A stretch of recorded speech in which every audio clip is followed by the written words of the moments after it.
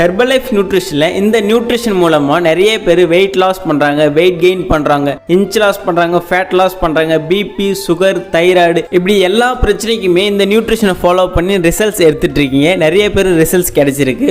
So ஆனால் இந்த ஃபுட்டை யார் யார் எடுக்கக்கூடாதுன்னு சொல்லி உங்களுக்கு தெரியுமா?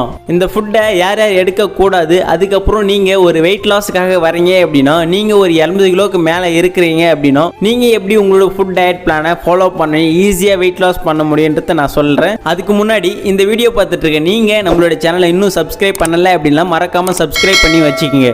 இந்த நியூட்ரிஷனை ஃபாலோ பண்ணி வெயிட் லாஸ் பண்ணிட்டு இருக்கீங்க, வெயிட் கெயின் பண்ணிட்டு இருக்கீங்க, ஹெல்த் வைஸில் இருக்க ப்ராப்ளத்தை சரி பண்ணிட்டு இருக்கீங்க.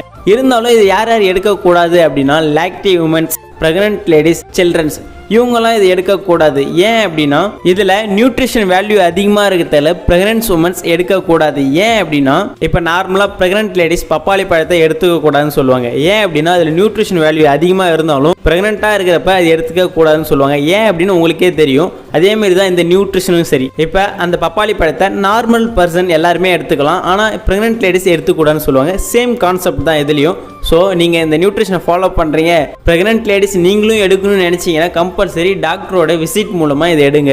சில்ட்ரன்ஸ் ஏன் எடுக்கக்கூடாதுன்னா சில்ட்ரன்ஸுக்காக 2 வயசுக்கு மேலே இருக்கிறவங்க எல்லாருமே எடுக்கிற மாதிரி சில்ட்ரன்ஸ் ஹெல்த் நியூட்ரிஷன் இருக்குது. ஸோ அது நேம் தான் டைனோஷேக். இது 2 ஃப்ளேவரில் கொடுத்துருக்காங்க. இதை சில்ட்ரன்ஸ் கம்பல்சரி எடுத்துக்கலாம். நிறைய குழந்தைகளுக்கு நியூட்ரிஷன் டெஃபிஷியன்சியால், ஊட்டச்சத்து குறைபாட்டால் அவங்களோட வளர்ச்சி கம்மியாகுது, அவங்களுடைய வெயிட் ரொம்பவே கம்மியாக இருக்குது. ஸோ இந்த நியூட்ரிஷனை ஃபாலோ பண்ணும்போது அவங்களுக்கு ஹைட் வைஸ்லையும் சரி, வெயிட் வைஸ்லையும் சரி, அவங்களுக்கு ஹெல்த்தியாக இருக்கிறதுக்கு இந்த நியூட்ரிஷன் ரொம்பவே சப்போர்ட் பண்ணும். இந்த நியூட்ரிஷன் எடுக்கும்போது அவங்களுக்கு ஊட்டச்சத்து குறைபாடு இல்லாமல் ஹெல்த்தியாக வச்சுருக்கும்.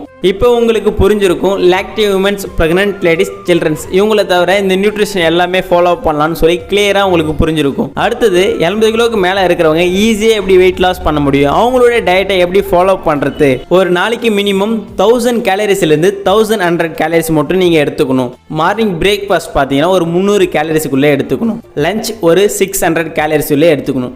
நைட்டு டின்னர் சாப்பிட்டீங்கன்னா ஒரு 300 கேலரிஸ்லேயே எடுத்துக்கணும். இப்படி எடுக்கும்போது உங்களுக்கு வெயிட் லாஸ் ஈஸியாக இருக்கும். இருந்தாலும் நீங்கள் 3 வேளையும் ரைஸ் எடுக்கும்போது உங்களுக்கு ஹெல்த் வைஸில் ப்ராப்ளம் வரும், வெயிட் லாஸ்லும் ஸ்ட்ரகிளும் இருக்கும். அதுவே நீங்கள் இந்த நியூட்ரிஷனில் இருக்க மில்க் ஷேக் சாப்பிடும்போது உங்களுக்கு எனர்ஜியாக இருக்கிறதுக்கும் விட்டமின்ஸ், மினரல்ஸ் எல்லாமே கிடைக்கிற மாதிரி இந்த நியூட்ரிஷனில் கொடுத்துருக்காங்க. லோ கேலரி பேசிஸில் கொடுத்துருக்கதால நமக்கு வெயிட் லாஸ் ரொம்ப ரொம்ப ஈஸியாக இருக்கும். ஓகே, இதை எப்படி ப்ரிப்பேர் பண்ணி எடுத்துக்கலாம், இல்லை எனக்கு ஒரு ப்ராப்பராக கைட் பண்ண ஒரு நல்ல வெல்னஸ் கோச் வேணும்னாலும் சரி, டிஸ்பிளேல தெரிய எந்த நம்பருக்கு கால் பண்ணுங்கள், நாங்கள் உங்களுக்கு ஹெல்ப் பண்ணுறோம். நெக்ஸ்ட் ஒரு இன்ட்ரெஸ்டிங்கான வீடியோவில் மீட் பண்ணலாம். தேங்க்யூ.